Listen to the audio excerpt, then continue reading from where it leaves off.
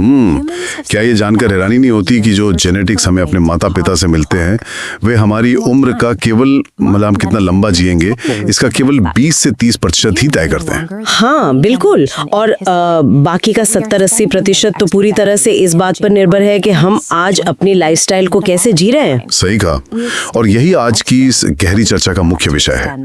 हम बात कर रहे हैं 100 से अधिक वर्षों तक एक स्वस्थ और एक्टिव जीवन जीने के विज्ञान पर। हमारे पास जो स्रोत हैं वो बहुत ही बहुत विशाल है। हार्वर्ड और WHO की रिसर्च है इसमें। हाँ, हार्वर्ड और WHO की रिसर्च, इसके अलावा एक 39 साल के व्यक्ति आशीष का एक पूरा प्रैक्टिकल मेडिकल प्लान है, और यहाँ तक कि मशहूर हस्तियों के फिटनेस सीक्रेट्स भी हैं। बिल्कुल। तो हमारा मिशन आज ये है कि लंबी उम्र पाना कोई किस्मत का खेल या महंगे सप्लीमेंट्स का कमाल नहीं है, ये असल में बहुत छोटी सस्ते दैनिक आदतों का नतीजा है। हाँ, वो आदतें हैं जो कोई भी अपना सकता है। एकदम सही। तो चलिए इसको थोड़ा विस्तार से समझते हैं। देखिए, मुझे लगता है कि 35 से 45 साल की उम्र के बीच का जो समय है ना, जब मेटाबॉलिज्म धीमा होने लगता है। हाँ, वही वो सुनहरा समय है जब अपनी लाइफस्टाइल में किए गए बदलाव सबसे ज्यादा असर दिखाते हैं। सच कहूँ तो ये विज्ञान का वो सच है जो बहुत सी पुरानी धारणाओं को एकदम तोड़ देता है। हम अक्सर मान लेते हैं कि बुढ़ापा एक अटल प्रक्रिया है, जैसे जैसे समय के साथ लोहे पर जंग लगना, है ना? हाँ बिल्कुल। लेकिन आज जो मेडिकल डेटा हमारे पास है उससे साफ है कि उस जंग लगने की रफ्तार को काफी हद तक धीमा किया जा सकता है। जब इंसान 40 की उम्र के करीब पहुंचता है तो कोशिकाओं के स्तर पर मरम्मत थोड़ी सुस्त पड़ने लगती है। अच्छा। लेकिन रिसर्च बताती है कि ये हार मानने का नहीं बल्कि नई शुरुआत का मौका है। इसी उम्र में 20-30% छोटे सुधार भी कई स्वस्थ वर्ष जोड़ सकते हैं। यहाँ मुझे वो जेनेटिक्स वाले भ्रम की बात याद आती है। अक्सर लोग कहते हैं ना कि अरे मेरे परिवार में तो सब 90 साल जिए हैं तो मैं भी लंबा जीऊंगी। हाँ, बहुत आम बात है ये। या फिर इसका उल्टा कि परिवार में हार्ट अटैक की हिस्ट्री है तो मेरा भी वही हाल होगा। लेकिन विज्ञान तो इसे सिरे से खारिज करता है। अगर इसे एक उदाहरण से समझें तो जेनेटिक्स उन ताश के पत्तों की तरह है जो जन्म के समय हमें मिल जाते हैं। जो पत्ते मिल गए सो मिल गए। बिल्कुल, कोई ये तय नहीं कर सकता कि उसे कौन से पत्ते मिलेंगे, लेकिन लाइफस्टाइल वो रणनीति है जिससे वो गेम खेला जाता है। कोई भी खिलाड़ी खराब पत्तों के बावजूद सही रणनीति से गेम जीत सकता है। क्या बात है, बहुत बढ़िया उदाहरण दिया आपने। और यहाँ सबसे हैरत अंगेज बात यह है कि हमारे बर्ताव का हमारे जीन्स के काम करने के तरीके पर सीधा असर पड़ता है। अच्छा? हाँ, इसे जीव विज्ञान में एपिजेनेटिक्स कहा जाता है। मतलब आप अपने जीन्स को शरीर के अंदर लगे हुए लाइट स्विच की तरह समझ लीजिए। Light switch. हाँ, हमारी आदतें, जैसे हम क्या खाते हैं, कितना चलते हैं, ये इन स्विच को ऑन या ऑफ कर सकती हैं। ब्लू जोन्स का उदाहरण ले लीजिए। अरे हाँ, ब्लू जोन्स।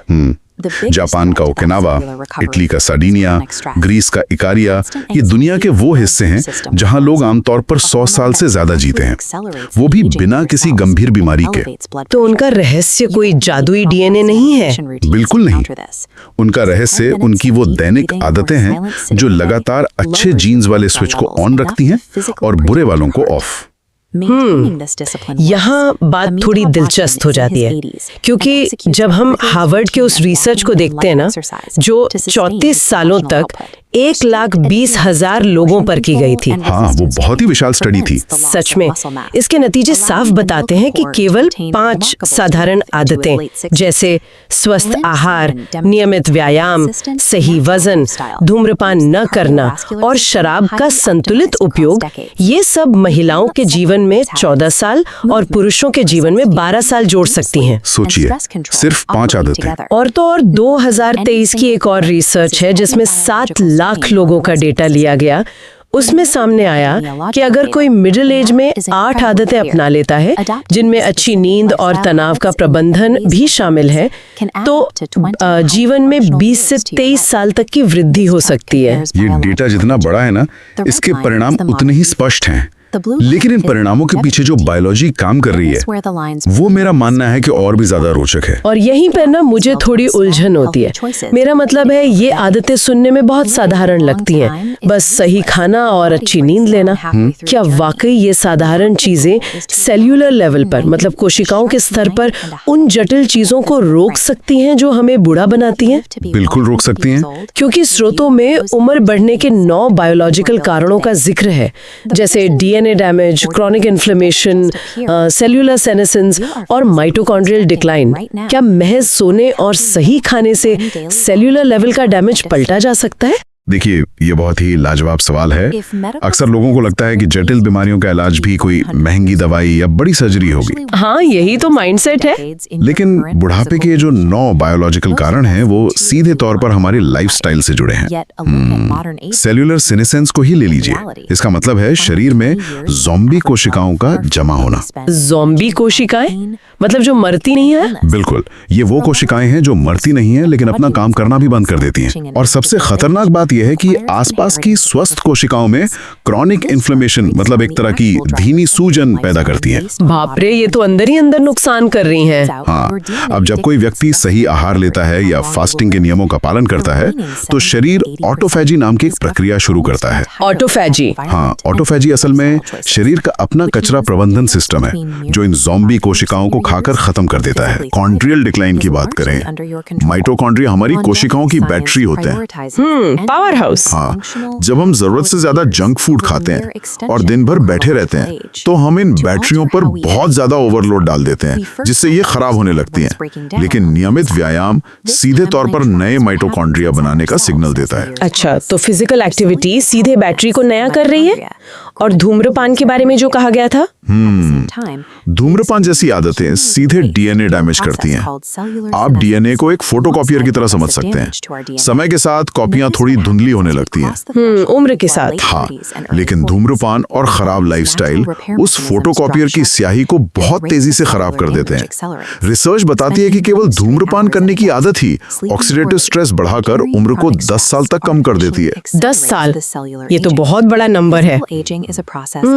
ये समझ में आता है कि विज्ञान के स्तर पर ये चीजें कैसे काम करती हैं, लेकिन इस ज्ञान को असल जिंदगी में कैसे उतारा जाए? हाँ, प्रैक्टिकल होना जरूरी है। बिल्कुल।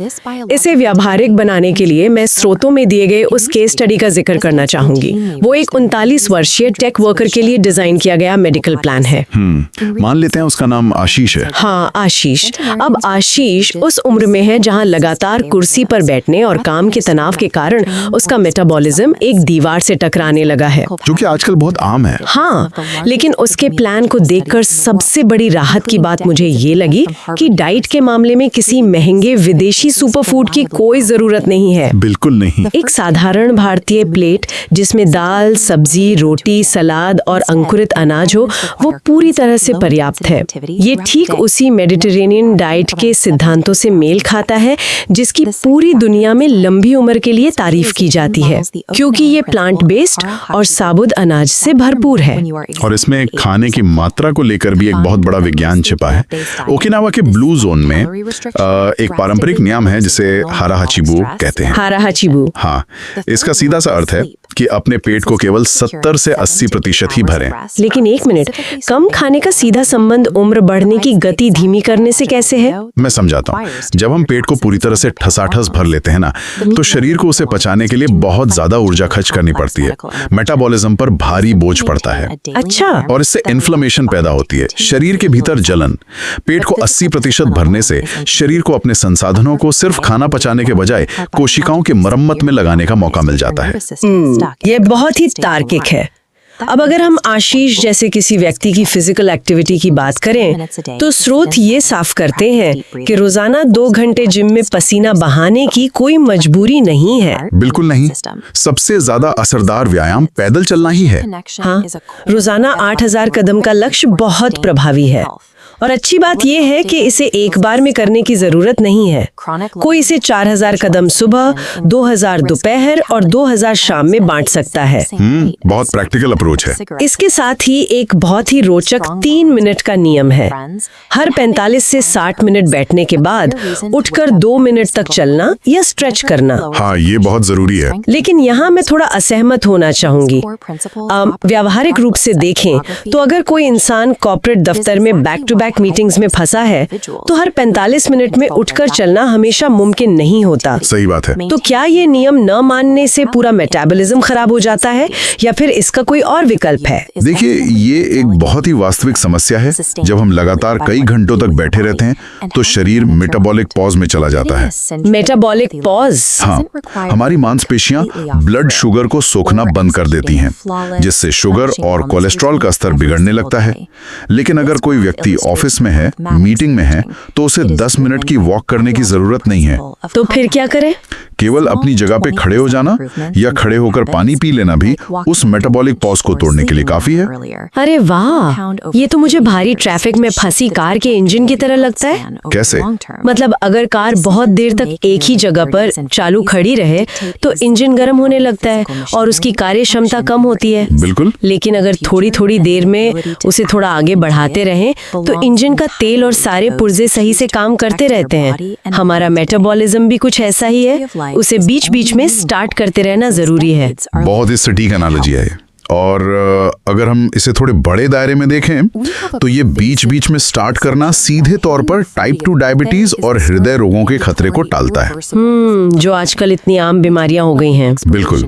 और इसके अलावा 40 की उम्र पार करने के बाद शरीर में एक और गंभीर बदलाव आता है जिसे सार्कोपेनिया कहते हैं। सार्कोपेनिया मतलब मांसपेशियों का पिघलना या कम होना? हाँ, मांसपेशियां बहुत ही मेटाबॉलिकली एक्टिव होती हैं, मतलब वे बैठे बैठे भी कैलोरी जलाती हैं।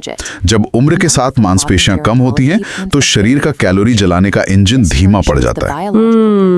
और शायद यही कारण है कि जब हम 50 से 70 के दशक पार कर चुके मशहूर हस्तियों की फिटनेस रूटीन को देखते हैं, जैसे अमिताभ बच्चन, अनिल कपूर या मिलिंद सोमन। हाँ, उनकी फिटनेस तो गजब की है। सच में। तो उनमें एक समानता नजर आती है।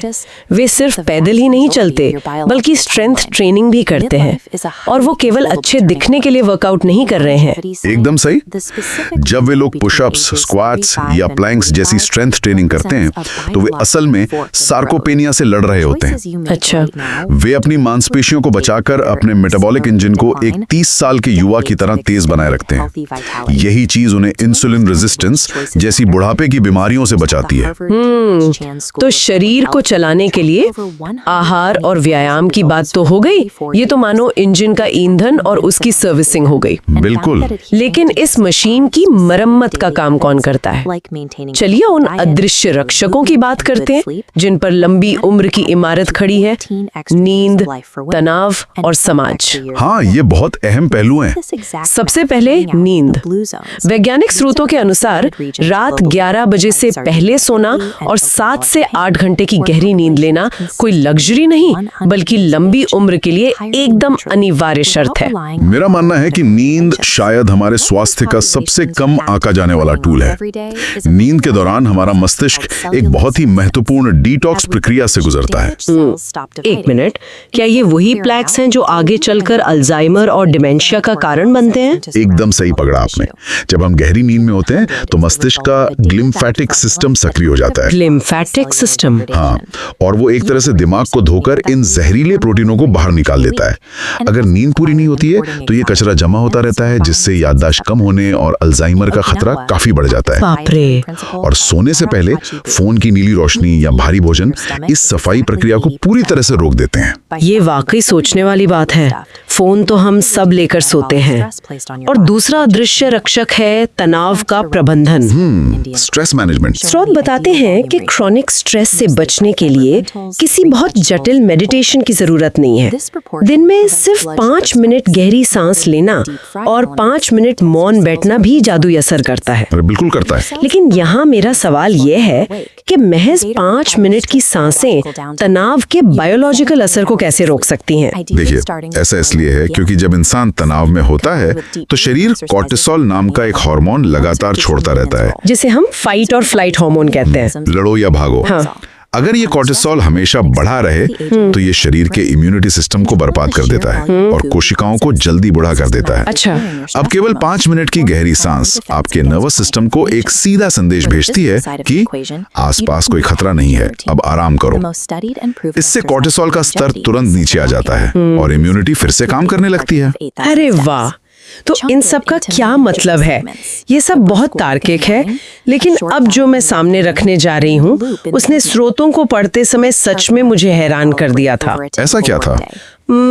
हम लोग जिम की मेंबरशिप पर, पर्सनल ट्रेनर्स पर और डाइट प्लान्स पर हजारों रुपए खर्च कर देते हैं, लेकिन ब्लू जोन्स के सबसे बड़े रहस्यों में से एक है परिवार और समाज से जुड़ाव। बिल्कुल, कम्युनिटी। क्या इसका मतलब ये है कि दोस्तों और परिवार के साथ बैठना, गपशप करना, जो कि पूरी तरह मुफ्त है, शारीरिक रूप से हमारे शरीर के लिए उतना ही फायदेमंद है जितना कि व्यायाम या अच्छी डाइट? हाँ, ये सुनने में भले थोड़ा अजीब लगे, लेकिन साइंटिफिक रूप से ये 100% सच है। बहुत सी रिसर्च अब लगातार ये दिखा रही हैं कि अकेलापन इंसान के लिए उतना ही जानलेवा है जितना कि एक दिन में 15 सिगरेट पीना। 15 सिगरेट? बाप रे! हाँ, अकेलेपन का सीधा असर इंसान की मृत्यु दर पर पड़ता है। ऐसा इसलिए है क्योंकि अकेलापन भी एक प्रकार का क्रॉनिक स्ट्रेस है जो शरीर को हमेशा एक अलर्ट मोड में रखता है। ये बहुत ही गहरी बात है। और इसके उलट मजबूत सामाजिक संबंध और जीवन का एक स्पष्ट उद्देश्य होना, जिसे जापानी संस्कृति में इकिगाई कहा जाता है, हाँ, इकिगाई, ये दिमाग और शरीर दोनों को स्वस्थ रखता है। जब किसी इंसान को ये महसूस होता है कि समाज को या उसके परिवार को उसकी जरूरत है, तो उसका शरीर भी उसी हिसाब से स्वस्थ रहने और जीने के लिए संघर्ष करता है। ये वाकई दिल को छू लेने वाला विज्ञान है। इसके साथ ही स्रोत हमें ये भी याद दिलाते हैं कि 40 की उम्र के बाद